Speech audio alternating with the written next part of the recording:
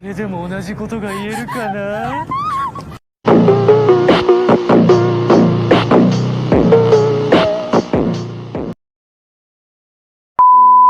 Pada kisah sebelumnya diceritakan, Akira dan Yuki harus menyelamatkan diri karena terluka. Sementara itu, Karto terus saja menjelajahi pulau angker itu seorang diri. Waspada dengan apa yang telah dialaminya selama ini, Karto berjalan mengendap-endap memasuki sebuah desa. Di salah satu rumah warga, Karto melihat seekor monster sedang dilumpuhkan. Yakin bahwa yang ditemui bukanlah vampir dan terlebih lagi, salah satu dari mereka adalah Atsushi. Karto yang sudah lelah berkeliling pulau guna mencari tempat yang aman. Ada niatan untuk tinggal di tempat itu, tapi keinginan Karto ditanggapi sinis oleh Atsushi. Dan ternyata, Atsushi dan seluruh penduduk di tempat itu adalah vampir, dan untuk diketahui, Atsushi sebenarnya adalah kakak dari Akira.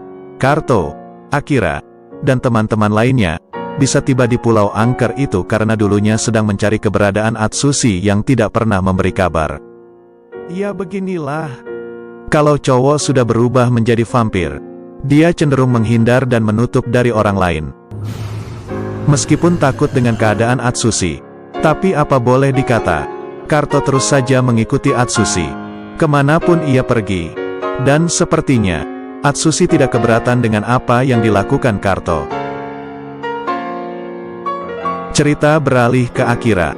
Di dalam markas, nampak Akira dan teman-teman manusianya sedang mengadakan rapat. Menurut info yang didapat, bahwa vaksin 501 masih ada. Dengan vaksin ini, harapan untuk mengalahkan Miyabi pun masih ada. Dan keesokan harinya, Akira dan para relawan yang tersisa berangkat menuju tempat yang ada dalam peta.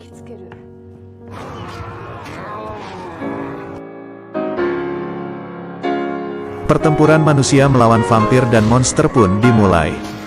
Dan siapakah yang lebih unggul?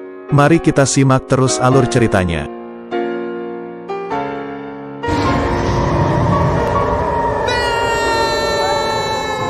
Setelah beberapa vampir dikalahkan, tiba-tiba muncullah seekor monster bermata banyak. Terlalu banyaknya mata hingga dokter mata kewalahan mengobati ketika belekan. Dan bukan saja dokter mata, Akira sepertinya juga kewalahan ketika harus bergelut dengannya. Untunglah ada Atsushi yang tiba-tiba membantu. Setelah sang monster berhasil dikalahkan, Akira pun mengajak kakaknya bergabung dengannya untuk kembali pulang, kumpul-kumpul bersama keluarga. Seperti dulu kala, bersendagurau bersama, makan pepes bekicot, ataupun nonton film Higanjima. Namun dengan tegas, Atsushi menolak ajakan itu. Ia lebih memilih jalan ninjanya, yaitu sebagai vampir, dan bangsa vampir dengan manusia akan selalu bermusuhan.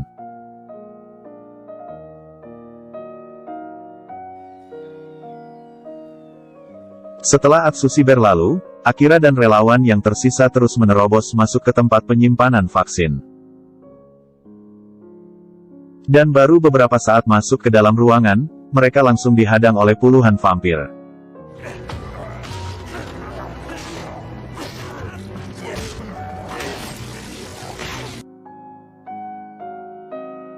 Dengan perjuangan berat, akhirnya mereka berhasil menemukan vaksin itu. Setelah vaksin didapatkan, apakah semuanya selesai? Tidak semudah itu, Verguzo. Datanglah Atsushi menghadang. Atsushi yang memang telah bersekutu dengan Miyabi, dan karena keinginannya terus dihalangi, tanpa segan-segan langsung melukai mbak-mbak berbaju merah. Setelah mendapatkan apa yang diinginkan, Atsushi pun pergi tanpa permisi.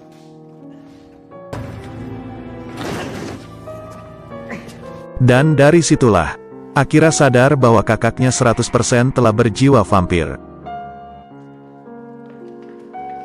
Cerita pun beralih ke Mas Karto. Dilanda rasa takut yang berkepanjangan, Karto bersembunyi di sebuah ruangan.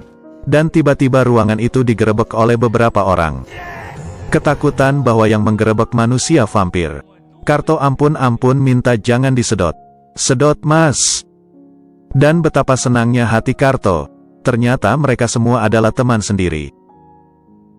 Oke, karena Karto adalah yang paling paham dengan seluk-beluk ruangan. Akira, Asia Muni dan Yuki Ngatemi kemudian dibimbing oleh Karto untuk keluar dari tempat itu. Dan sepertinya jalan untuk keluar tidak mudah. Di tempat itu tiba-tiba muncul kelabang raksasa. Mereka pun diburu untuk dijadikan santapan. Dan dengan usaha yang berliku-liku, mereka pun berhasil keluar dari tempat itu.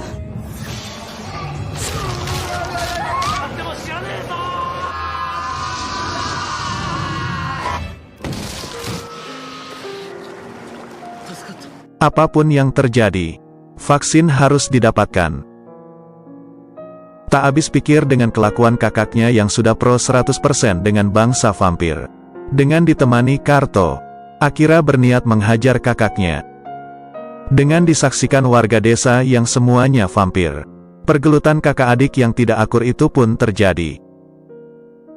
Tidaklah mudah bagi Akira mengalahkan Atsushi, mengingat sedari kecil Atsushi memanglah lebih unggul dalam segala hal dibandingkan Akira.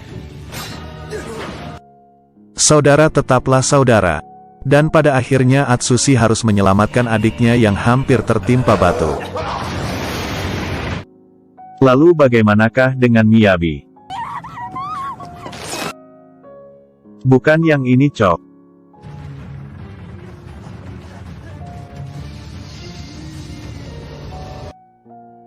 Tahu bahwa pertahanan kelompok manusia sedang lemah, Miyabi memerintahkan pasukan vampir dan monsternya menyerang.